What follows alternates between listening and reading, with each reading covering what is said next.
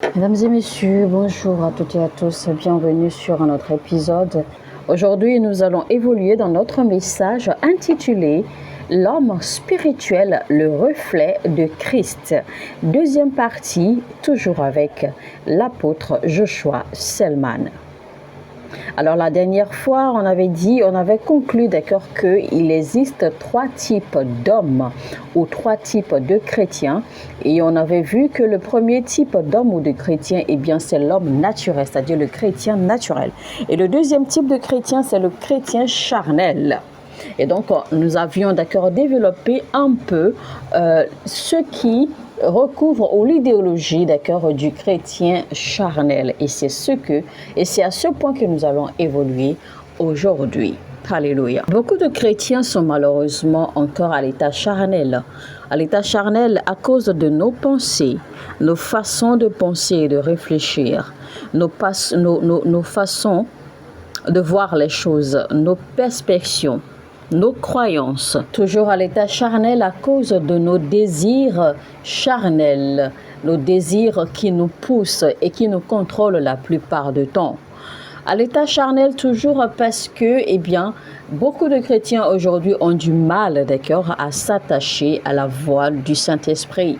Beaucoup de chrétiens ont du mal à s'accrocher à Dieu et à respecter ses voix. Donc, un homme charnel ou un chrétien charnel, eh bien, est celui-là qui n'a pas subi la circoncision du cœur. C'est-à-dire, c'est celui-là qui, dont l'esprit, dont les pensées n'ont pas été transformées, n'ont pas été affectées positivement, d'accord, par la parole de Dieu et par le Saint-Esprit. Un homme charnel, malgré qu'il ait reçu Christ, eh bien, continue à agir comme les gens du monde, continue à réfléchir de la même façon, d'accord, qu'avant même qu'il ait reçu Christ, continue à voir et à percevoir les choses comme avant. C'est-à-dire en fait qu'un homme charnel n'a pas du tout reçu la transformation, d'accord, du Saint-Esprit. L'homme charnel continue à avoir le même style de vie qu'avant qu'il n'ait reçu Christ. Donc, entre un homme charnel et un homme naturel, en fait, vous ne voyez aucune différence parce que l'homme charnel, d'accord, continue à vivre comme un homme naturel qui n'a jamais eu à expérimenter ou eu à croiser Christ ou même à recevoir le Saint-Esprit. En temps normal, la preuve que vous avez reçu le salut, c'est que l'on doit remarquer une croissance, une transformation, d'accord, dans votre vie et dans tout ce qui vous concerne. Lisons Éphésiens 2, versets 1 à 2. Vous étiez morts par vos offenses et par vos péchés, dans lesquels vous marchiez autrefois, selon le train de ce monde, selon le prince de la puissance de l'air, de l'esprit qui agit maintenant dans les fils de la rébellion. Alors, à travers ce verset, vous allez comprendre qu'il y a des gens dans ce monde, quand vous voyez leur façon de vivre, ou quand vous voyez les choses que ces gens font, eh bien, l'on se pose beaucoup de questions. Et généralement, quand vous essayez d'orienter ou de conseiller ces gens, eh bien, il n'y a aucun changement, il n'y a aucun impact. Pour ce genre de personnes, eh bien, ce qu'il leur faut, en réalité, généralement, eh bien, c'est l'appel à donner leur vie à Christ. C'est l'appel au salut. Parce que peu importe les méthodes que vous employez pour essayer de faire changer ces gens, ça ne marchera pas parce que il y a un esprit, d'accord. Selon le verset que nous avons lu, eh bien, il y a un esprit, d'accord, qui habite en ces gens et qui les conduit à agir ou à vivre comme ils le font. Et donc, des conseils ou toute autre façon de vouloir les changer ne pourra pas marcher si le salut n'intervient pas. Qu'il y a des gens, d'accord, qui font des choses et quand vous essayez de les en sortir, eh bien, vous avez l'impression que cela marche, mais ces gens, même quand ces gens ont envie, d'accord, de ne plus faire ce qu'ils font, ou de ne plus répéter ou de ne plus vivre, d'accord, le style de vie qu'ils ont, eh bien, vous les voyez, d'accord, retomber dans leurs vices. Et donc, quand vous voyez quelqu'un comme ça ou quand vous rencontrez des gens, d'accord, qui ont une sorte de style de vie, d'accord, qui se répète, ou des gens qui font des choses pas bien, des choses négatives, évidemment, des choses qui n'honorent pas Dieu, évidemment, mais que vous constatez que ces gens, d'accord, font ces choses à répétition, à force même de vouloir laisser, de vouloir abandonner, d'accord, leur vice, eh bien, vous les voyez retomber encore et encore, encore et encore dans leur vice ou dans leur péché. Eh bien, ne perdez pas du temps à utiliser les conseils, à appliquer les conseils ou des thérapies, etc. pour en fait aider ces gens. Vous devez appliquer une autre forme de thérapie qui est la puissance de Dieu. La puissance de Dieu à travers la parole, la puissance de Dieu à travers l'appel au salut de Christ. Parce que c'est un esprit qui les habite, qui les amène à faire ces choses-là. De la même façon qu'il y a un esprit qui habite les gens et qui fait que, eh bien, ces gens ne font que attirer des problèmes. Ces gens ne font que attirer des ondes négatives. Donc, il y a un esprit qui habite les gens et qui leur fait faire des choses, même des choses qu'ils ne peuvent pas contrôler, des choses qu'ils profondément, en fait, pourraient ne même pas apprécier ou aimer, mais ils se voient faire ces choses. En réalité, vous ne pouvez pas changer ou impacter ce genre de personnes positivement tant que l'esprit qui les habite n'a pas été chassé ou l'esprit qui les habite n'a pas été dominé par la puissance de Dieu. Donc, voyez-vous, ce genre d'expérience, en fait, est relégué, d'accord, en fait, aux non-croyants, aux païens. Mais vous allez être surpris, d'accord, que beaucoup de chrétiens, eh bien, ont ce genre d'expérience de vie, ou d'expérience de vie de chrétiens, ou d'expérience de vie d'individus. Parce qu'en fait, c'est une grave erreur de penser que parce que vous avez reçu le salut, que les démons ou les mauvais esprits ne peuvent pas vous poursuivre, ou que les démons et les mauvais esprits ne peuvent pas vous posséder. C'est une grave erreur de penser cela. C'est une erreur de penser que les démons ne peuvent pas s'en prendre à votre destin ou que les démons ne peuvent pas s'en prendre à votre esprit ou à vos pensées. En temps normal, ça ne devrait pas être ainsi. Mais le problème, c'est que puisque, même en tant que chrétien, eh bien, beaucoup, nous avons encore cette nature charnelle, eh bien, nous donnons d'accord l'ouverture au diable de pouvoir entrer, de pouvoir pénétrer d'accord et nous manipuler. C'est pour cela que vous allez voir des païens ou des non-croyants et les croyants qui souffrent, d'accord, de même chose. Alors, en réalité, les démons et les esprits ne peuvent plus vous posséder, d'accord, une fois que vous recevez Christ. Mais ils peuvent vous manipuler, ils peuvent manipuler votre histoire, ils peuvent manipuler les événements autour de vous pour influencer votre vie. Ils peuvent manipuler votre vie, votre destin comme ils le veulent, parce qu'ils vont utiliser, d'accord, votre vie quotidienne. Ils vont utiliser les choses autour de vous, les gens autour de vous, les événements autour de vous pour en fait manipuler et influencer et déséquilibrer complètement votre vie et vous causer beaucoup de troubles. Mais une chose est certaine, ils ne peuvent plus vous posséder directement parce que vous avez déjà reçu la vie de Christ en vous. Mais ils vont manipuler parce que la manipulation devient leur terrain. D'accord? Et votre vie sera comme si vous étiez possédé. Alors, peu importe votre rang ou votre rang social ou votre position dans l'Église ou dans le corps du Christ, que vous soyez pasteur, que vous soyez révérend, que vous soyez un simple fidèle, eh bien, cela importe peu au diable. Tant que vous avez, d'accord, un esprit charnel ou tant que vous êtes encore charnel, eh bien, vous avez les portes ouvertes pour le diable. Le diable aura accès à vous aisément. Parce que le diable n'a de respect pour personne. Alors, ce n'est pas parce que vous avez reçu la grâce, d'accord, de par votre salut de Dieu, que vous allez forcément la mettre en pratique pour pouvoir en jouir. Parce que vous pouvez bel et bien, d'accord, recevoir la grâce et la perdre. Vous pouvez bel et bien recevoir la grâce et ne pas l'utiliser à votre avantage. Parce que certainement, vous n'avez pas été transformé pour savoir comment utiliser cette grâce à votre avantage. Alors, c'est la raison pour laquelle chaque fois que Jésus-Christ rencontrait la foule, il avait pitié. Il ressentait toujours cette compassion pour la foule et c'est pour cela que Jésus-Christ prenait tout son temps pour enseigner la foule. Parce qu'en réalité, la seule façon, d'accord, de guérir ou de venir en aide à quelqu'un, que ce soit un chrétien qui soit encore charnel ou un homme naturel qui n'a pas encore reçu le Christ, la seule façon, d'accord, de leur venir en aide pour assurer leur salut ou leur délivrance, eh bien, c'est de leur enseigner, d'accord, la vérité. C'est de leur enseigner la lumière. Et évidemment, d'accord, sur la base de la parole de Dieu. Et encore là, il faut faire attention parce que quand on parle d'enseignement, il y a beaucoup qui enseignent aujourd'hui. Mais l'on se demande en fait sur quoi est basé leur enseignement. D'où il est important que vous fassiez attention, d'accord, en fait, pour sélectionner, d'accord, les enseignements à suivre. Parce qu'il y a des enseignements qui, au lieu de vous bâtir, au lieu de vous transformer, vont davantage vous plonger dans le noir, vont davantage, d'accord, vous rendre confus, vont davantage vous déséquilibrer. Donc, il faut alors enseigner, si vous êtes celui qui enseigne, il faut alors assurer, d'accord, ou s'assurer que vous enseignez la vérité, que vous enseignez le bon message qui puisse aider, d'accord, les âmes ou la personne que vous êtes en train d'enseigner.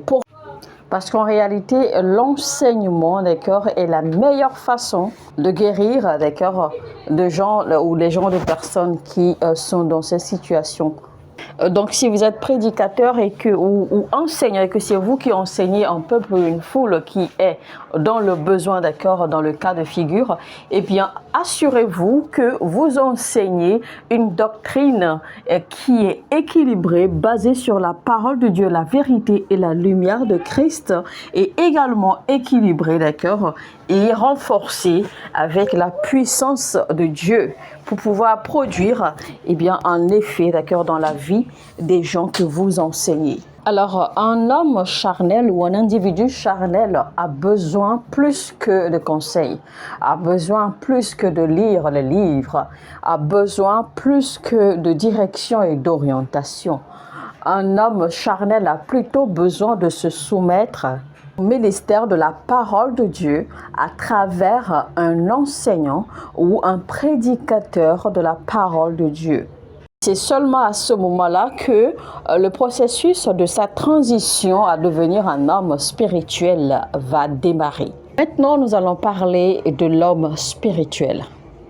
Alors, contrairement à ce que tout le monde pense, un homme spirituel n'est pas celui-là qui est ouvert ou qui a accès au règne de l'esprit, ou qui est ouvert aux dimensions spirituelles. Donc, vous allez me prêter attention à ce niveau. Quand on parle d'un homme spirituel, on ne parle pas de celui-là qui peut, d'accord, avoir les expériences de transition, d'accord, du règne physique au règne spirituel de son âme, ou celui-là qui a le don de vision, qui a le don de prophétie, qui a le don de la parole de connaissance, celui-là qui peut voir dans le règne de l'esprit, celui-là qui peut piquer les choses dans le règne de l'esprit. Non, nous ne parlons pas de celui-là. Ce n'est pas, en fait, les critères ou les caractéristiques d'un homme spirituel. Donc, en d'autres termes, ce n'est pas à ces critères-là que l'on qualifie un homme de spirituel. Il faut savoir que même les gens, les adeptes d'occulte, d'accord, des adeptes de groupes mystiques, etc., eh bien, ont également des visions. Ce sont des gens qui peuvent également voir dans le règne spirituel. Ce sont des gens qui peuvent également avoir accès aux dimensions spirituelles. Ce sont des gens qui peuvent également percevoir et avoir des visions, avoir des expériences de transition du corps, de l'état physique à l'état métaphysique, etc. Parce que pour le croyant ordinaire, quand on parle de quelqu'un qui est spirituel, eh bien, c'est la photo, d'accord? C'est ce que nous nous imaginons tout de suite. C'est la photo, c'est l'image que nous nous faisons tout de suite, d'accord, d'une personne ou d'un homme spirituel. Alors qu'en réalité, un homme spirituel est beaucoup plus au-delà de cela. Donc, comme je dis, ce ne sont pas là les critères pour définir un homme qu'il est, ou pour dire d'un homme qu'il est spirituel. spirituel. Maintenant, nous allons définir ce que c'est qu'un homme spirituel, d'accord, sur la base des Écritures. Alors, il y a des critères, d'accord, qui peuvent nous aider à reconnaître un chrétien qui est spirituel. Alors, tout homme spirituel ou tout individu spirituel, parce que quand je dis tout homme spirituel, eh bien, c'est homme grand H, donc y compris les femmes. Alors, tout homme spirituel, premier critère, d'accord, doit avoir passé, d'accord, l'expérience de la nouvelle naissance. C'est pour cela qu'on ne détermine pas un homme spirituel parce qu'il a accès aisément au règne de l'esprit. Pourquoi? Parce que tout homme, d'accord, qui est exposé au règne de l'esprit et qui sait comment manipuler bien les différents principes de la nature ou de l'atmosphère peut facilement transcender dans le règne de l'esprit. Et donc, tous ceux qui ont accès au règne de l'esprit, en fait, ne sont pas nés de nouveau. Ils n'ont pas tous reçu Christ. Donc, mais selon la Bible, selon nos Écritures, eh bien, un homme spirituel, d'accord, premièrement, doit avoir l'expérience de la nouvelle naissance, doit avoir rencontré Christ, doit avoir reçu le Saint-Esprit. Deuxième critère, un homme spirituel est celui-là qui a expérimenté, d'accord, le Saint-Esprit en sa personne et le ministère du Saint-Esprit. Un homme spirituel doit avoir une compréhension claire et parfaite des principes du royaume comme décrits dans les Écritures.